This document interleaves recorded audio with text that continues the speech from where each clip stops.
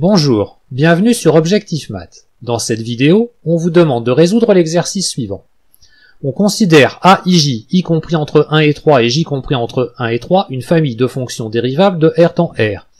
Et pour chaque x réel, on définit f de x comme le déterminant 3, 3 donné en colonne, a11 de x, a21 de x, a31 de x, a12 de x, a22 de x, a32 de x, a13 de x, a23 de x, a33 de x.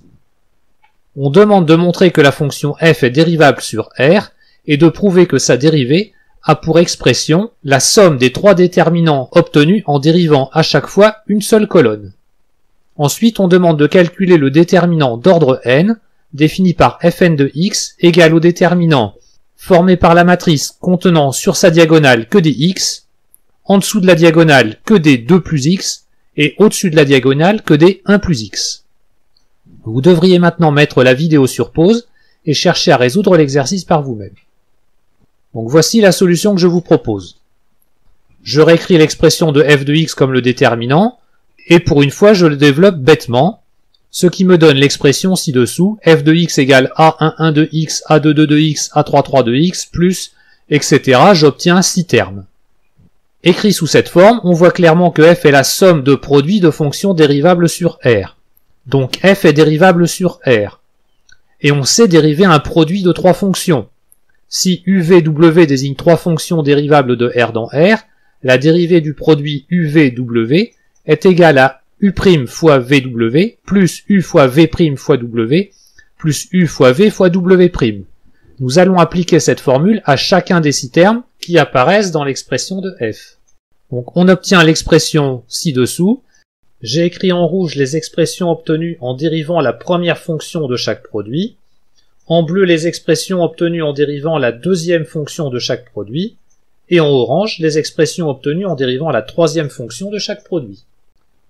La somme de tous les termes d'une même couleur peuvent s'écrire sous la forme d'un déterminant, ce qui prouve que f' de x est bien égal à l'expression annoncée, la somme des trois déterminants en dérivant à chaque fois une seule colonne. Donc dans la question 2, on va essayer de calculer le déterminant d'ordre n de la matrice formée avec des x sur la diagonale, 1 plus x au-dessus de la diagonale, 2 plus x en dessous de la diagonale. Donc compte tenu de la première question, on va avoir l'idée de calculer la dérivée de fn. Ce déterminant a n colonnes et n lignes, mais on peut appliquer naturellement ce qu'on a vu à la première question en généralisant à n lignes et n colonnes. Tous les coefficients sont formés de fonctions dérivables, donc la fonction f'n s'obtient en calculant la somme des déterminants obtenus en dérivant à chaque fois une seule colonne. Sauf que les fonctions qui apparaissent ici sont toutes des fonctions affines avec un coefficient 1 sur x, donc chaque dérivée fait apparaître toute une colonne de 1. La question qui se pose maintenant, c'est comment calculer tous ces déterminants. Eh bien, il y a une idée géniale qui consiste à calculer la dérivée de cette fonction-là. Autrement dit, on va calculer la dérivée seconde de fn. Qu'est-ce qui se passe quand on calcule les dérivées de ces nouveaux déterminants? Comme pour les autres, on va écrire une somme de déterminants en dérivant à chaque fois une seule colonne. Donc il va y avoir deux types de déterminants sur lesquels on va tomber. Soit on dérive la colonne où il n'y a que des 1, dans ce cas-là on va tomber sur un déterminant où dans cette colonne il n'y a que des 0. Soit on dérive une autre colonne, et dans ce cas-là on va se retrouver avec deux colonnes de 1.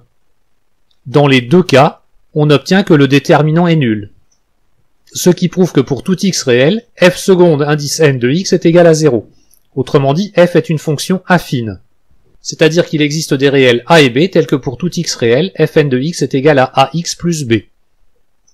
Donc il nous reste à trouver les deux réels a et b. Nous avons deux inconnus, il nous faut trouver deux équations. Donc je réécris l'expression de fn de x pour m'aider, et je m'aperçois qu'en remplaçant x par moins 1, je dois calculer le déterminant d'une matrice triangulaire. Donc qui est très simple à obtenir. Donc fn de moins 1 est égal à moins 1 puissance n. Et qui, compte tenu de l'expression f de x égale à x plus b, est aussi égal à moins a plus b.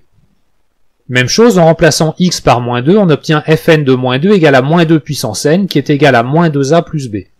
Donc ceci nous fournit deux équations à deux inconnus, à partir desquelles on trouve facilement les valeurs de a et b. Donc je vous laisse résoudre le système, et on obtient finalement pour tout x réel, fn de x égale moins 1 puissance n moins moins 2 puissance n fois x, plus 2 fois moins 1 puissance n, moins 2 puissance n. Voilà, cette vidéo est terminée, vous pouvez me laisser des commentaires et me poser des questions. À bientôt sur Objectif Math.